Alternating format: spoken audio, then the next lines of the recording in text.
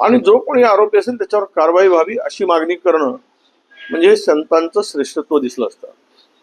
परंतु अमुक आमच्या समाजाचा तमुक त्यांच्या समाजाचा म्हणून याच्या बाजूने हे बोलणार त्यांच्या बाजूने ते बोलणार, म्हणजे काय महाराष्ट्राला गुन्हेगारीचा अड्डा करायचा आहे काय? महाराष्ट्राला बिहार करायचंय काय? एकमेकाचे समाज गुन्हेगारांना पाठीशी घालायला लागले आणि उद्या तर महाराष्ट्रात शिल्लकच नाही कायदा सुव्यवस्था. शासन म्हणून सरकारने सुद्धा आपला जबाबदारी ओळखून काम करायला पाहिजे.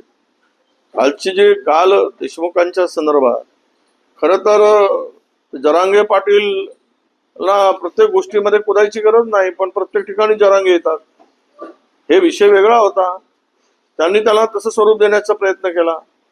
कोणी असू दे, सुरेश दस जसा एकदम स्ट्रेट फॉरवर्ड बोलताय, पण त्यानंतर त्यांची भूमिका ही जरा बॅलन्सच होती. मी त्याचं समर्थन करतो असं नाही, परंतु एकदम कुठलीही गोष्ट त्याला समाजावर नेणं, ना देशमुखांनी नेऊ नये ना वाल्मिकच्या पाठीराख्यांनी नेऊ नये.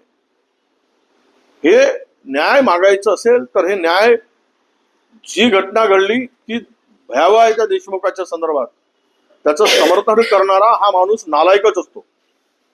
तो माणूस नालायक आहे, तो लायकच नाही जगण्याचा. ज्या पद्धतीनं त्याला त्याचा खून केला गेला, आता काय कोणी इमोशनल होत आहे? कसल्या इमोशनलपणा?